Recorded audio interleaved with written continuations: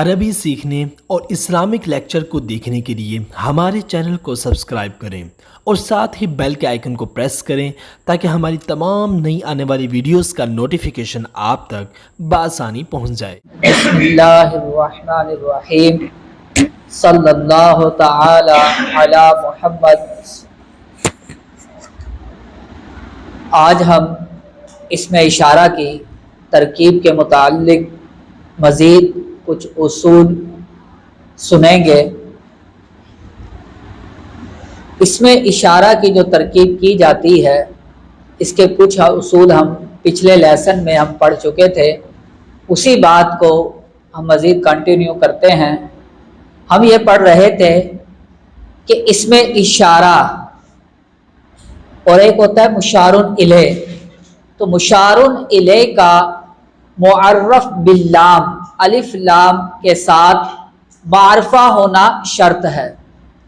اسم نکرہ کو مشار الیہ ہم نہیں بنا سکتے، تو جب بھی اسم اشارہ کے بعد اگر معرف باللام آ جائے تو اکثر یہ اس بات کی علامت ہوتی ہے کہ اس کی طرف اشارہ کرنا مقصود ہے، متکلم معرف باللام کو مشار الیہ بنانا چاہتا ہے۔ لیکن اس بات کا بھی فیصلہ معنی کے اعتبار سے کریں گے۔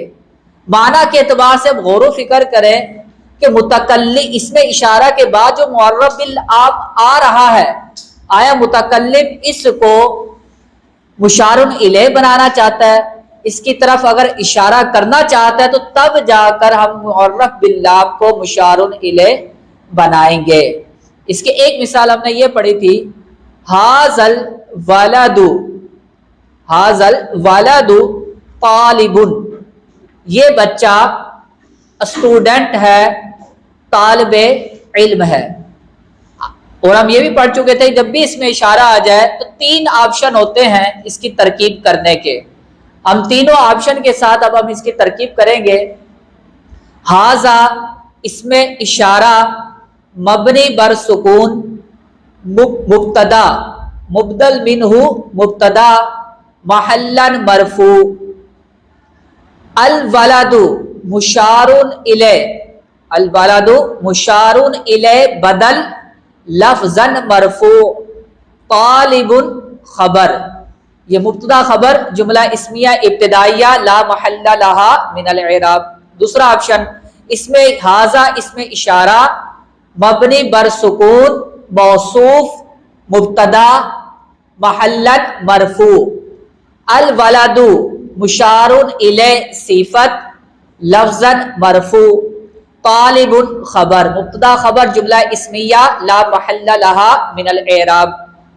تیسرا آپشن ھذا اس میں اشارہ مبنی بر سکون مبین مبتدا محلا مرفوع، الولد مشار الیہ عطف بیان یا مبین لفظا مرفوع، طالب خبر مبتدا خبر جملہ اسمیہ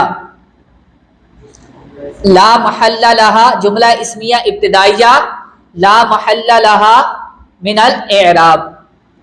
اچھا، جب بعض اوقات دوسرا اصول یہ بھی ذہن میں رکھیں کہ بعض اوقات جو مشار الیہ ہوتا ہے یہ محذوف ہوتا ہے۔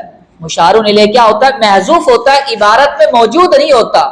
تو مشار الیہ کے دو حیثیتیں ہوں گی، یا تو مشار الیہ لفظوں میں موجود ہوگا، مذکور ہوگا، یا پھر مشار الیہ لفظوں میں موجود نہیں ہوگا بلکہ محذوف ہوگا۔ اس کے لیے عربی کے اندر اصطلاح استعمال کرتے ہیں مقدر، کہ مشار الیہ یہاں مقدر ہے۔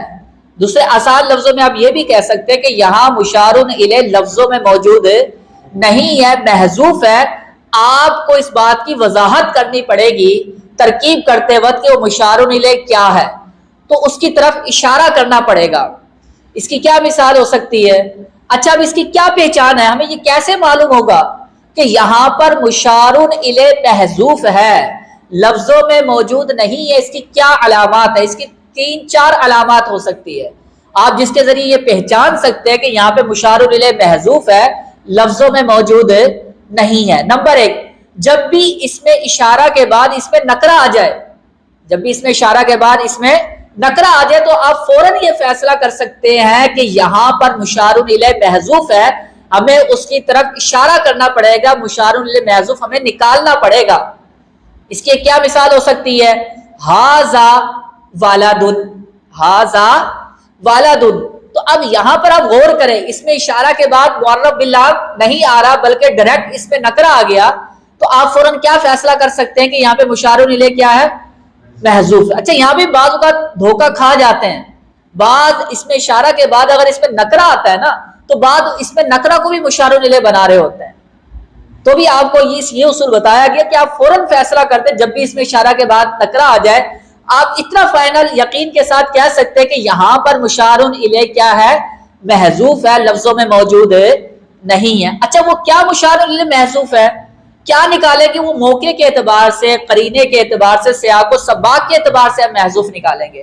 اب جیسے ھذا طالب یا ھذا ولد، اب یہاں پر کیا کہیں گے؟ یہ ھذا اس میں اشارہ مبنی بر سکون مبدل منہ مبتدا، وہی تین آپشن کے ساتھ ترکیب ہوگی۔ ھذا اس میں اشارہ مبنی بر سکون مبدل منہ مبتدا، کہیں گے مشار الیہ محذوف بدل، مشار الیہ محذوف بدل، اور ولد کیا بن جائے گا؟ خبر بن جائے گی، لفظاً مرفوع۔ اب یہاں پر اب الشیء تو نہیں نکال سکتے کہ ھذا الشیء ولد، یہ چیز بچہ ہے، یہاں پہ آپ یہ بھی نکال سکتے کہ ھذا الشخص، ھذا الانسان، اس طرح یعنی کہ جو بھی موقع کی مناسبت سے مزید اور الفاظ نکال سکتے ہیں۔ ھذا المولود، ھذا الابن ولد، ھذا الحیوان ولد، ھذا الحیوان الناطق ولد، کہ یہ حیوان ناطق کیا ہے؟ بچہ ہے۔ یعنی کہ آپ کو ایک سوچ دی جا رہی ہے کہ مشار الیہ موقع کی مناسبت سے آپ مختلف نکال سکتے ہیں، یہ آپ کے پاس آپشن ہے۔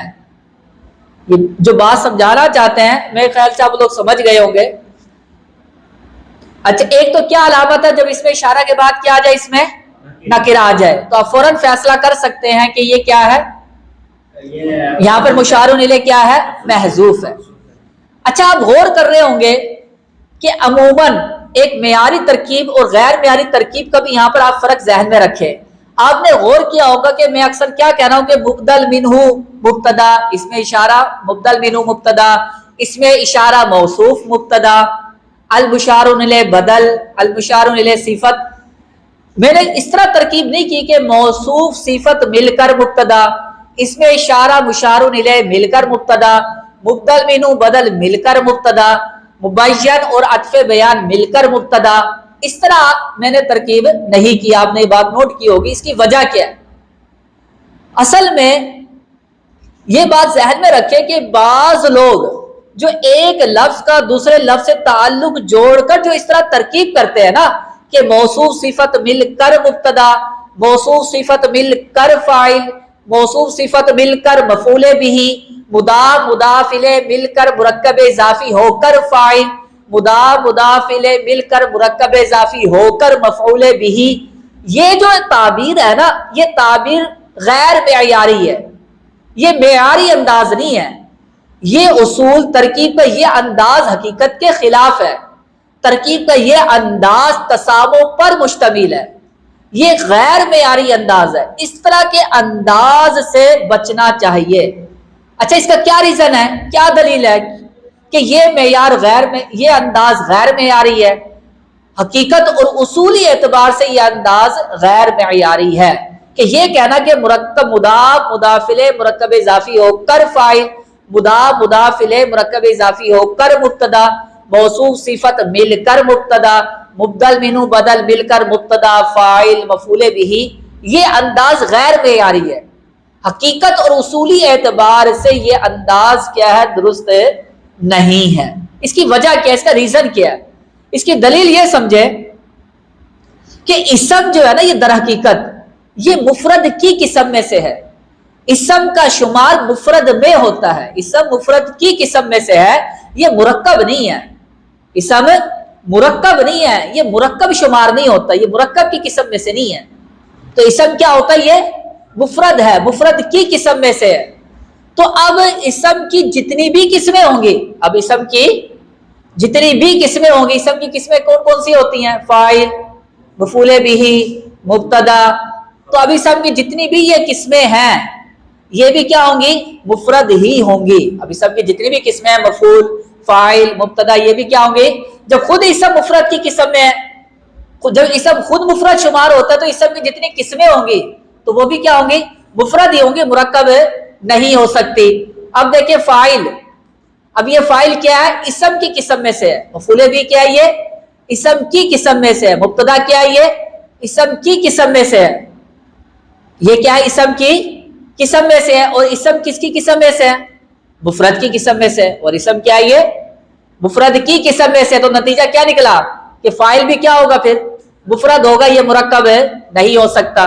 مفعول بھی اسم کی قسم میں سے ہے اور اسم مفرد کی قسم میں سے ہے. تو نتیجہ کیا نکلا کہ مفعول بھی کیا ہوگا؟ مفرد ہوگا، مرکب نہیں ہو سکتا. اب اگر ترکیب آپ اس طرح کرتے ہیں کہ مضاف اپنے مضافلے سے مل کر مرکب اضافی ہو کر فاعل، مضاف اپنے مضافلے سے مل کر مرکب اضافی ہو کر مبتدا، موصوف اپنی صفت سے مل کر مرکب توصیفی ہو کر فاعل یا مفعول بھی یا مبتدا. تو اب یہاں پر اگر مرکب اضافی بنا کر یا مرکب توصیفی بنا کر فاعل یا مفعول بھی بناتے ہیں یا مبتدا بناتے ہیں تو خرابی کیا لازم آئے گی؟ فاعل کا مرکب ہونا لازم آئے گا، مفعول بھی کا مرکب ہونا لازم آئے گا، مبتدا کا مرکب ہونا لازم آئے گا. جبکہ یہ در حقیقت کیا ہوتے ہیں؟ فاعل یا مفعول بھی یا مبتدا کیا ہوتے ہیں؟ مفرد ہیں، اسم کی قسم میں سے. تو فنی اعتبار سے یہ خرابی لازم آئے گی. تو فنی خرابی سے ہم نے بچنے کے لیے کبھی ہم نے یہ نہیں کہا کہ موصوف صفت مل کر فاعل، موصوف صفت مل کر مبتدا، مضاف مضاف الیہ مل کر فاعل یا مفعول بھی. جو اس طرح جو ترکیب کرتے ہیں یہ در حقیقت اصولی اعتبار سے یہ انداز غیر معیاری ہے. اب اس کی کیا مثال ہوگی؟ مثلا جاء ولد زید، جاء مبنی بر فتح فعل ماضی، ولد مضاف مبتدا مضاف فاعل، کیا کہیں گے؟ جاء فعل ماضی مبنی بر فتحہ، ولد مضاف فاعل لفظا مرفوع، اور زید مضاف الیہ لفظا مجرور. اور کیا کہیں گے؟ یہ فعل فاعل کیا ہو گیا؟ جملہ فعلیہ. یہ ہے معیاری انداز. اور ایک انداز کیا ہے جو ہم اکثر کرتے ہیں لوگ، جاء فعل ماضی مبنی بر فتحہ، ولد مضاف اور زید مضاف الیہ، پھر کہتے ہیں کہ مضاف اپنے مضاف الیہ سے مل کر مرکب اضافی ہو کر فاعل. تو یہ انداز جو ہے نا یہ غیر معیاری انداز ہے. تو اس چیز کو بھی آپ ذہن میں رکھیں. اب اپنے سبق اصول کی طرف آتے ہیں. ہم اس میں اشارہ کا پڑھ رہے تھے. اب اس میں اشارہ کا مشار الیہ محذوف ہوتا ہے. اس کی دوسری پہچان کیا ہے کہ جب اس میں اشارہ کے بعد علم آ جائے، جب اس میں اشارہ کے بعد ڈائریکٹ تو آپ پہچان سکتے ہیں یہاں بھی مشار الیہ محذوف ہوگا. اس کی کیا مثال ہوگی؟ ھذا طارق، ھذا یہ کیا ہے؟ طارق. آپ سمجھ جائیں گے کہ یہاں پر مشار الیہ کیا ہے. اب کیا نکال سکتے ہیں؟ میل کی بات ہو رہی ہے تو الولد محذوف نکال سکتے ہو، ھذا الولد مشار الیہ محذوف. اگر مرد ہے طارق تو کیا کہہ سکتے ہیں؟ ھذا الرجل، الرجل بھی نکال سکتے ہیں طارق مرد ہے تو اس طرح موقع کی مناسبت سے مشار الیہ مختلف محذوف آپ نکال سکتے ہیں. اچھا ایک پہچان اور بھی ہے، اس میں اشارہ کے بعد جار مجرور آ جائے تو یہ بھی اس بات کی علامت ہے کہ یہاں پہ مشار الیہ محذوف. اگر اس میں اشارہ کے بعد ڈائریکٹ جملہ آ جائے، ھذا یذهب، ھذا یقرأ، تو آپ فوراً پہچان سکتے ہیں یہاں بھی مشار الیہ کیا ہے؟ محذوف. شیبہ جملہ آ جائے، ھذا فی الجامعۃ، یہ جامعہ میں ہے، تو فوراً سمجھ سکتے ہو یہاں بھی مشار الیہ کیا ہے؟ محذوف. تو یہ مختلف علامتیں ہیں. اچھا ایک اور انداز ہے، اصول یاد رکھیں کہ بعض اوقات مضاف کی طرف اشارہ کرنا مقصود ہوتا ہے. اگر مضاف کی طرف اشارہ کرنا مقصود ہو، مضاف کو مشار الیہ بنانا مقصود ہو، تو پھر اس صورت میں ہم اس میں اشارہ کو مضاف الیہ کے بعد ذکر کریں گے. تو اس صورت میں ہم مضاف الیہ کے بعد اس میں اشارہ کو ذکر کریں گے. اس کی کیا مثال ہوگی؟ میں یہ کہنا چاہتا ہوں میرا یہ بیٹا آیا، میرا یہ، اگر ہم نے اس کی عربی بنانی ہو تو کیا ہوگی عربی؟ جاء ولدی ھذا، اس میں اشارہ کو مضاف الیہ کے بعد لے کر آئیں گے، پہلے نہیں لے کر آئیں گے ورنہ یہ ترکیب غلط ہو جائے گی. یہ تعبیر کیا کہیں گے؟ جاء ولدی हाजा। अब तर्जमा क्या करेंगे, मेरा ये बेटा आया, तो किसकी तरफ इशारा करना मकसूद है, मुदाफ की तरफ या मुदाफ इले की तरफ, मुदाफ की तरफ इशारा करना मकसूद है, या मुदाफ को मुशारुन इले बनाना मकसूद है।